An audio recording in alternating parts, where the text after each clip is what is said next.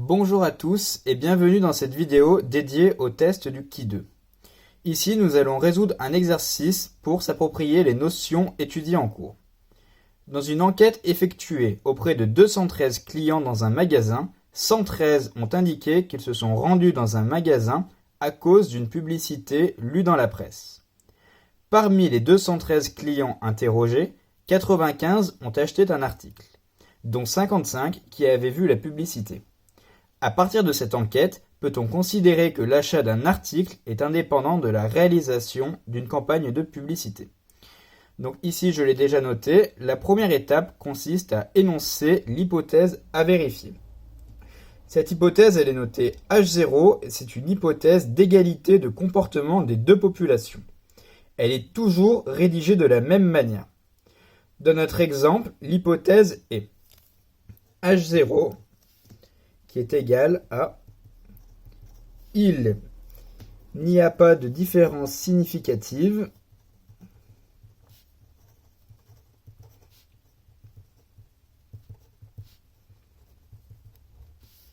entre les deux populations dans la réalisation d'un achat.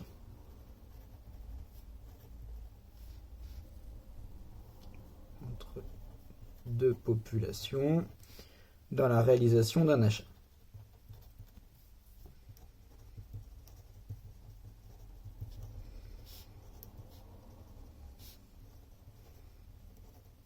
Voilà, première étape, elle est faite. Nous pouvons maintenant passer à la seconde étape, qui est la fixation du seuil de signification.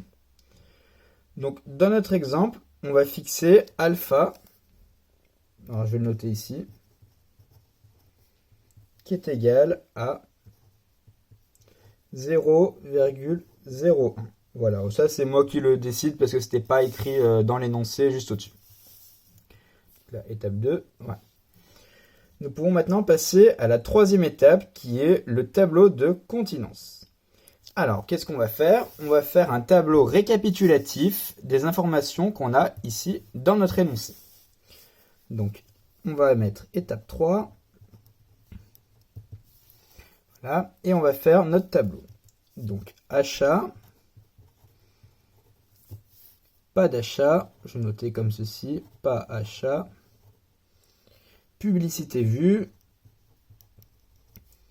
publicité pas vue. Donc on va mettre non vue, voilà, c'est pareil. Hop, hop,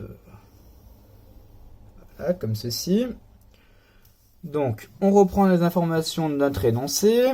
Et donc combien y a-t-il d'achats sachant que la publicité a été vue? 55, on peut le noter. Comme ceci. Même chose, on peut compléter le tableau donc à partir des informations de l'énoncé. Je vais les écrire directement ici. Donc on a ici 58, 40 et 60.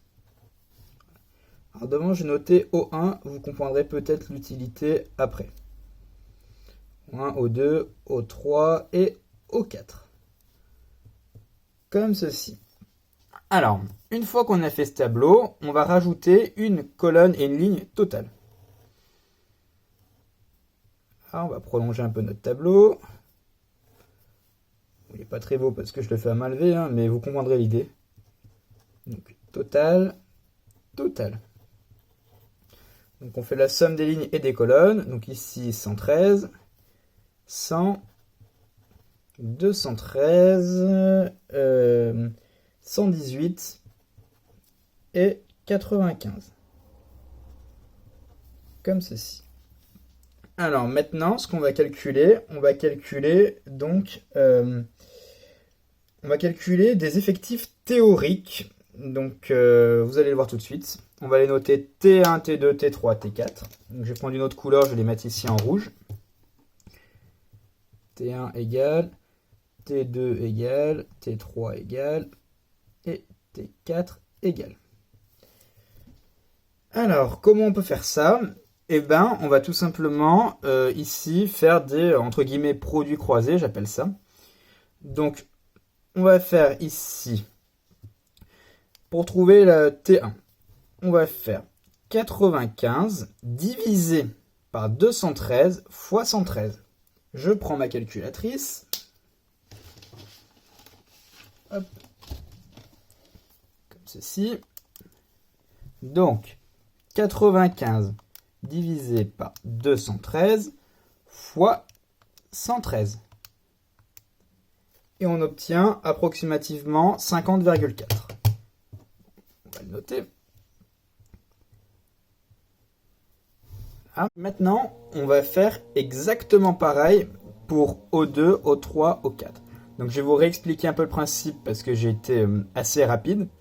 Donc on prend l'effectif total de la colonne que l'on divise par l'effectif total et que l'on multiplie par l'effectif de la ligne.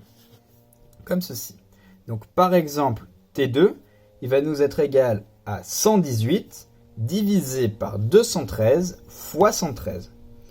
On trouve 62,6. Là, du coup, pour simplifier, je vais noter les résultats des autres. Donc T3, ça nous donne 44,6 et T4, ça nous donne 55,4. Comme ceci. Nous pouvons passer à l'étape 4. Alors, je vais relever un peu la feuille. Étape 4. C'est le calcul du Z. Calcul de Z. Comme ceci. Alors, Z est une variable aléatoire qui représente l'écart entre les effectifs observés et les effectifs théoriques si l'hypothèse H0 est vraie. Soit, alors on a une petite formule qui nous dit que Z, c'est égal à la somme des effectifs observés, donc les OI juste ici, moins les effectifs théoriques, donc c'est T1, T2, T3, T4, donc les TI, au carré, divisé par TI. Comme ceci. Alors, dans notre exemple, qu'est-ce que ça va nous donner? Donc là, je vais faire un petit trait. Dans notre exemple, on a Z qui est égal à 55 moins 50,4 au carré divisé par 50,4 plus 3 petits points pour simplifier, plus du coup 60 moins 55,4, le tout au carré sur 55,4. Bon, on tape cela à la calculatrice et on trouve 1,614. Nous pouvons passer à la 5e étape.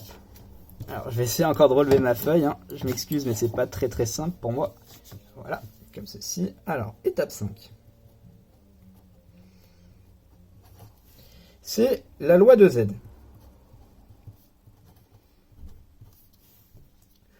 On montre que si H0 est vrai, Z suit une loi du x carré et nu degré de liberté avec.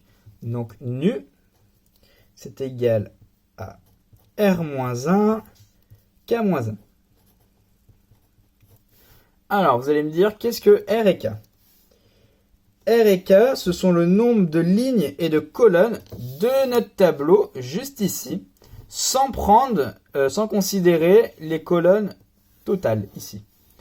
On a donc bien 2 colonnes lignes et 2 colonnes totales.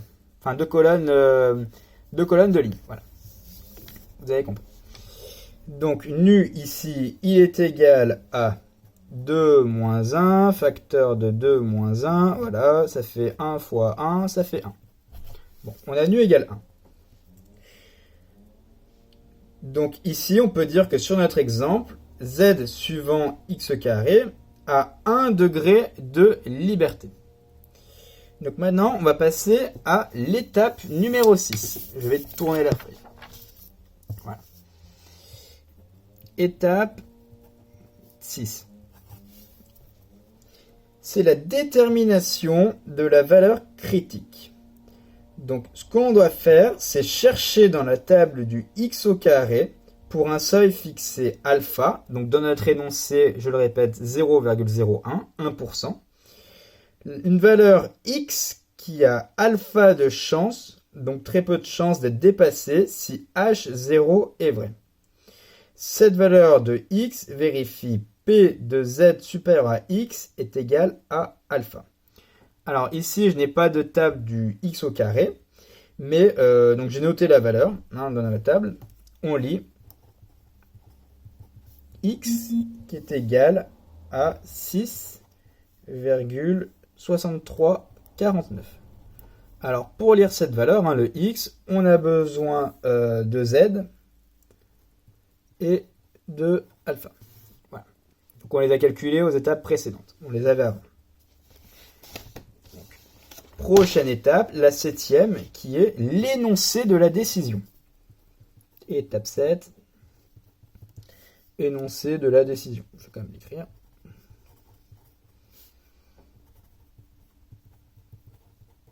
Voilà. Elle résulte de la comparaison entre x et la valeur pour z. Si h0 est vrai, z a de grandes chances de ne pas dépasser x. L'événement z supérieur à x est donc très peu probable. D'où, si on constate que la valeur de z dépasse x, cet événement étant peu probable sous l'hypothèse h0, on en déduira très probablement que l'hypothèse formulée était mauvaise, ou par conséquent, on rejette l'hypothèse h0. Alors, on va faire un peu plus simple. On va considérer que si z est supérieur à x, on rejette l'hypothèse. Je l'écris ici, ce sera plus simple pour vous sans doute. On rejette l'hypothèse h0. Et du coup, inversement, si z est inférieur à x, on ne rejette pas. Ou on accepte, c'est comme vous voulez. On ne rejette pas h0. Voilà. Et bien dans notre exemple, on a z qui est égal à 1,614 et x qui est égal à 6,6349. On a donc z inférieur à x, vous êtes d'accord que 1,614 est bien inférieur à 6,6349. On ne rejette donc pas l'hypothèse. La dernière étape est la conclusion. Qu'est-ce qu'on peut conclure? On peut conclure qu'au seuil de 1%, donc au seuil de alpha qu'on a choisi, on peut considérer que l'achat d'un article est indépendant de la réalisation d'une campagne de publicité.